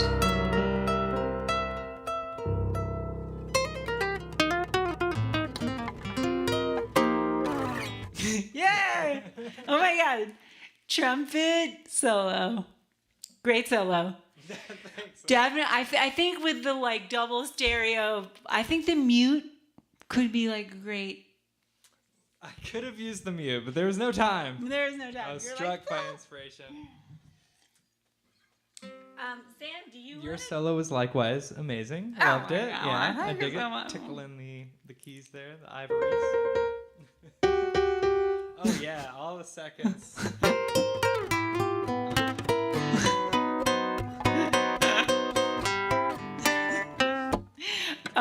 Do you want to do Fly Me to the Moon? We'll try Fly Me to the Moon. Yeah, let's do it. Okay.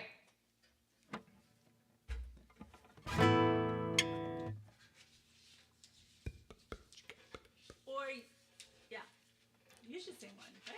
I'll sing Fly Me to the Moon. And that's the one you have sheet music for, right? Oh, Not, yeah, I got sheet music. Any of these other ones. Which key are you? Are you G minor or are you A minor? I'm A minor. Okay. Yeah, sounds great. Let's see.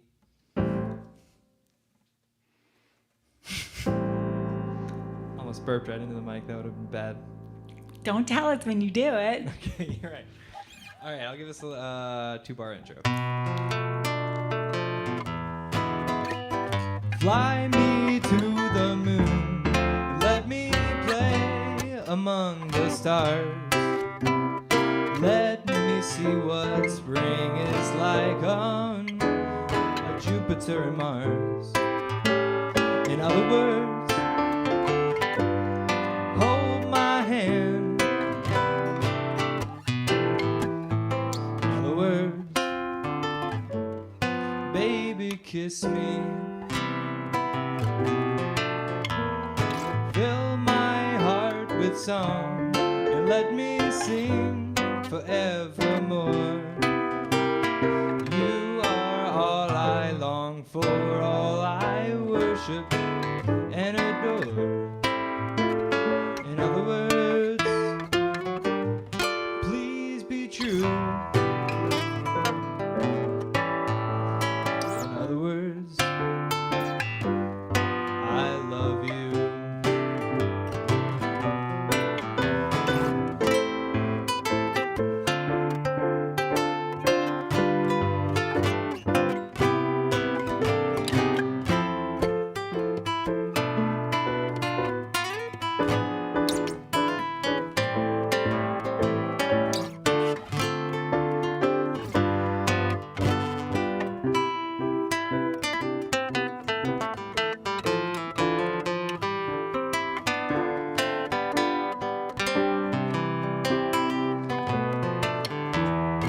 Fill my heart with a song and let me sing forevermore. You are all I long for, all I worship and adore. In other words, please be true. In other words, I love you.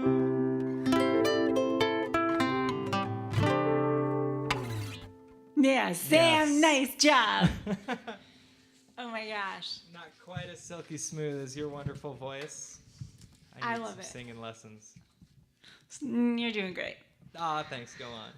I'm fishing. Oh, can I What's play? next? How about let's play my jazz standard, Waking Up. Okay. Yes. Did I give you that chart? Let's find out. Let's find out. If I didn't, I have it as a piece of paper. I do. Waking up. Oh, great.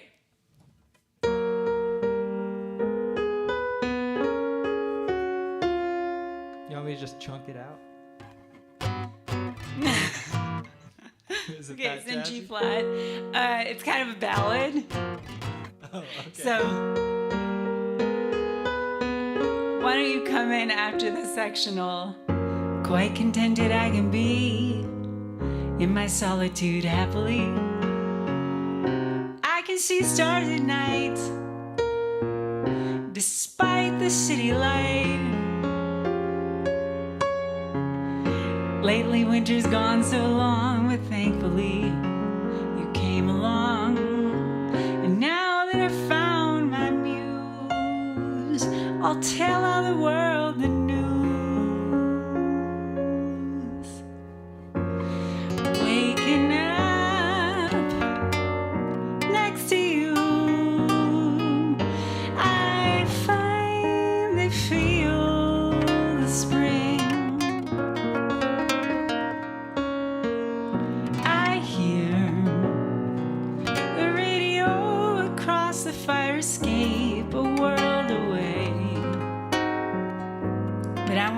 face the day.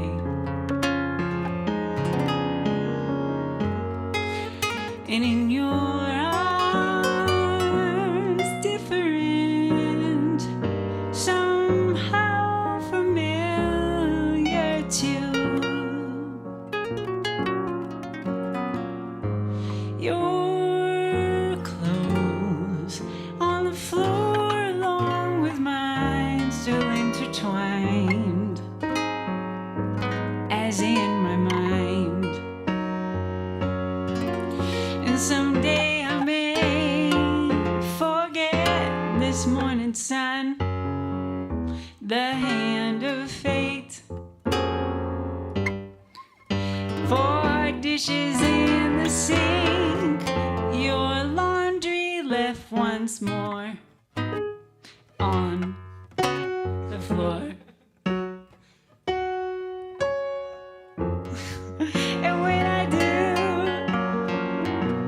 come to me and hold me close again,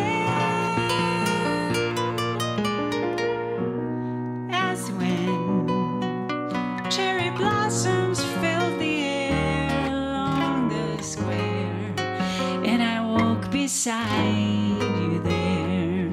Do you want to take from the top?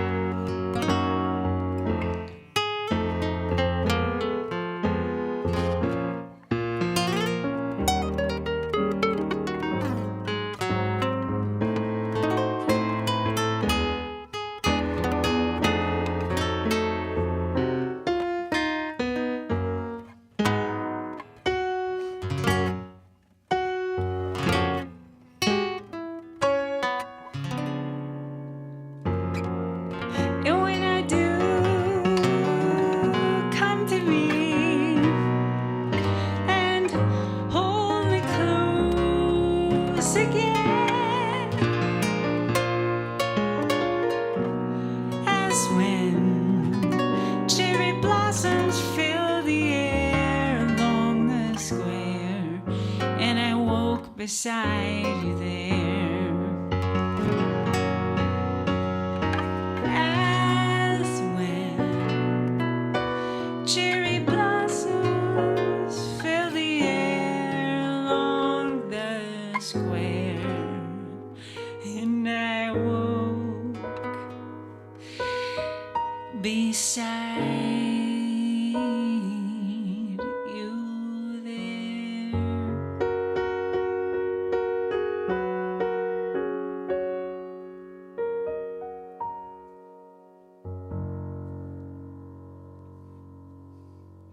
Yeah, that was arranged by my buddy Carl Oser.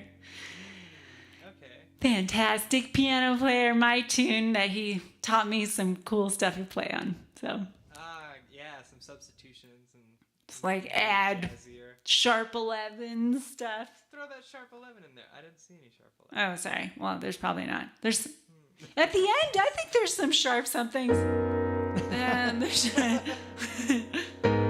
that's good. That's a sharp 11, don't you think? And I whoa.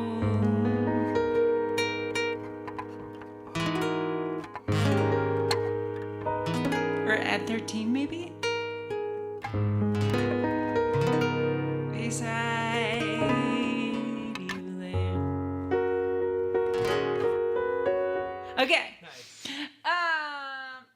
gosh, can we play?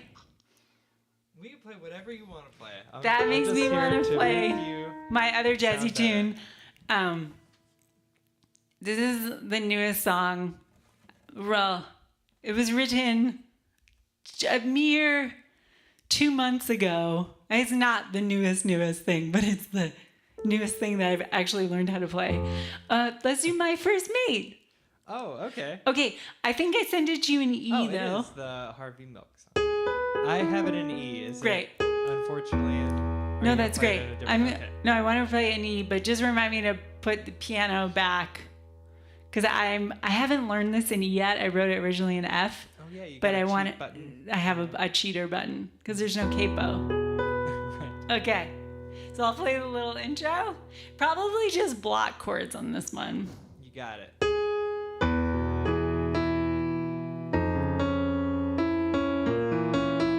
This is for my cat.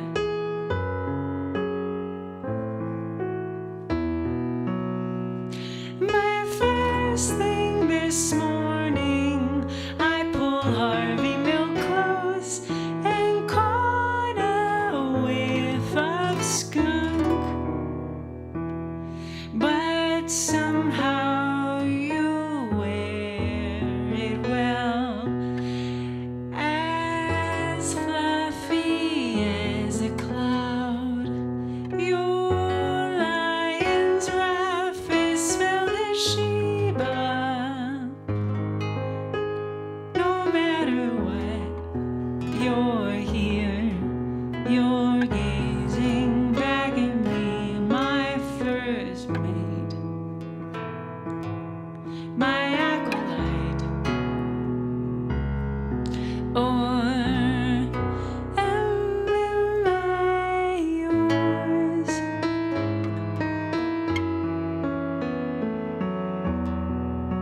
Do you want to play it? Sure.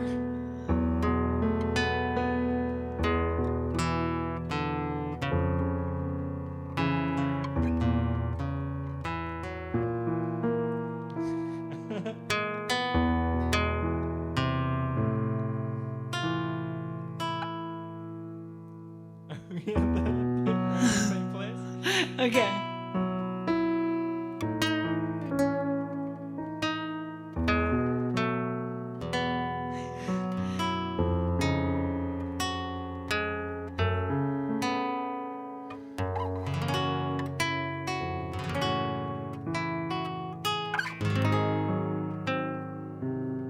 Is this about right? Yeah, it's right.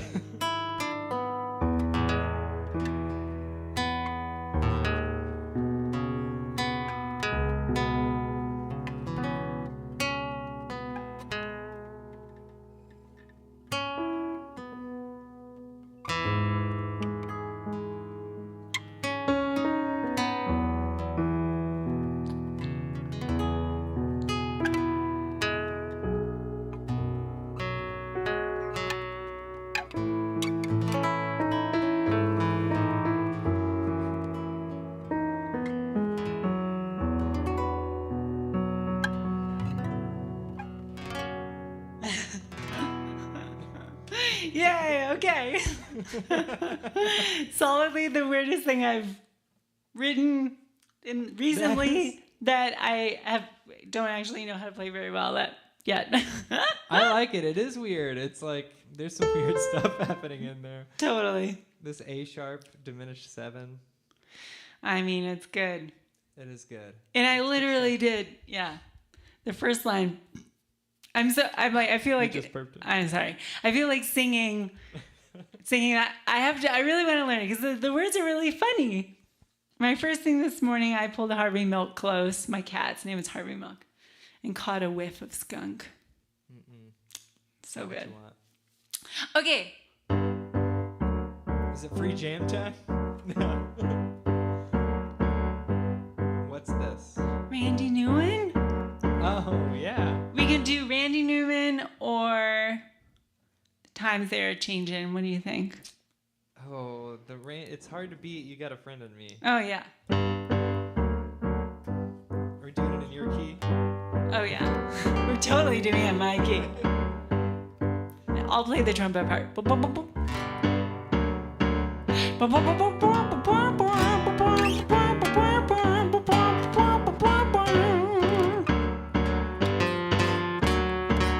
You got a friend in me. Oh, you got a friend in me. You got trouble, I got 'em too. And you're miles and miles from your nice warm bed. You just remember what your old pal said, that you've got a friend in me. You got a friend in me.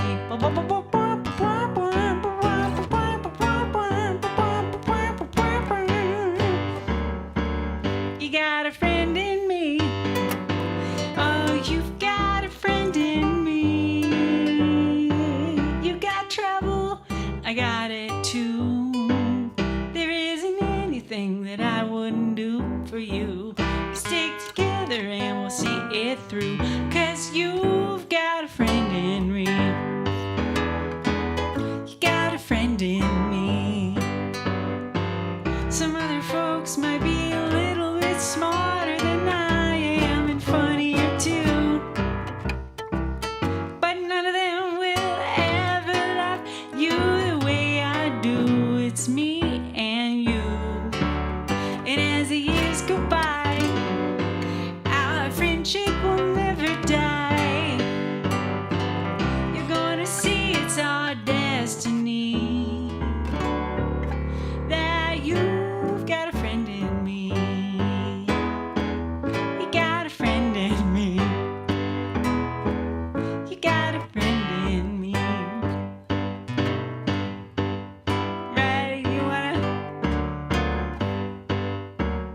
go through a verse? Solo, not sing.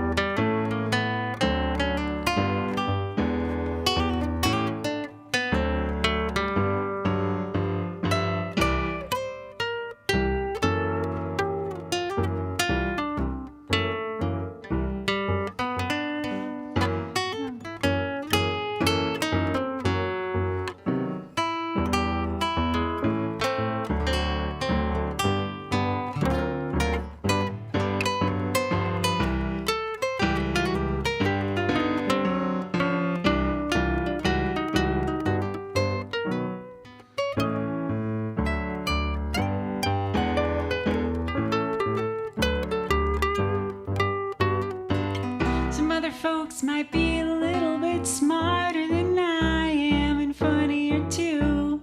And none of them can ever love you the way I do. It's me and you. And as the years go by, our friendship will never die. We're gonna see it's our destiny, that you've got a friend in me. You got a friend in me. You've got a friend in me.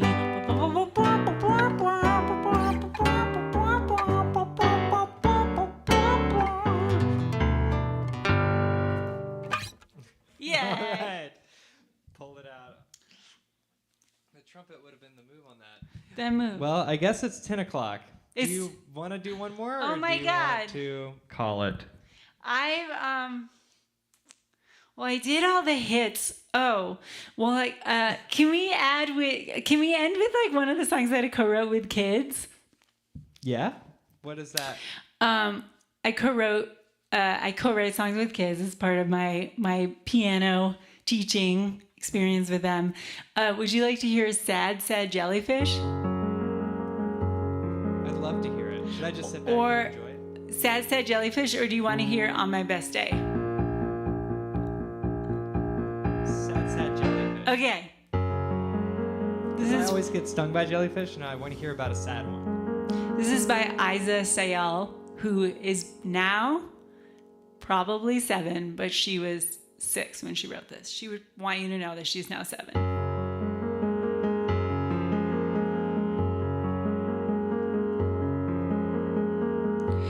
Sad, sad jellyfish, all alone in the water.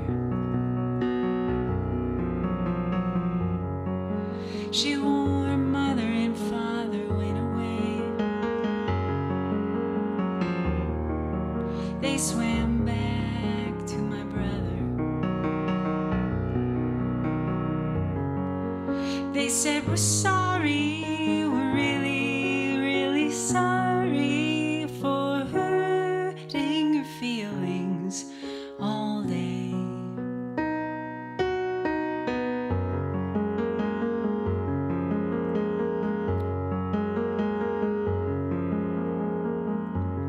Sad, sad unicorn.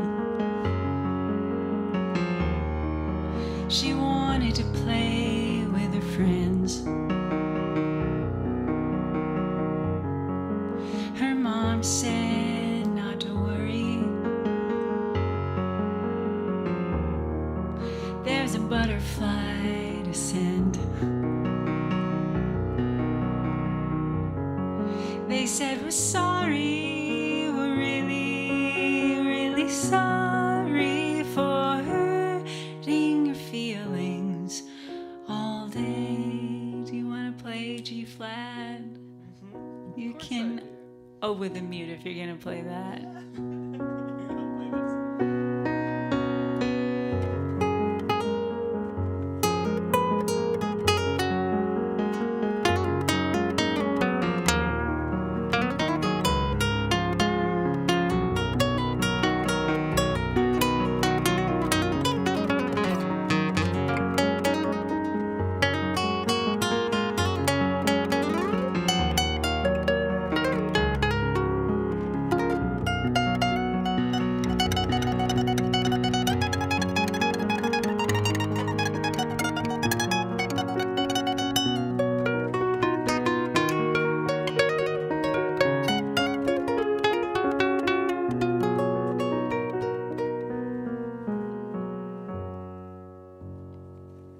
All words by Isa Sayal, age 6.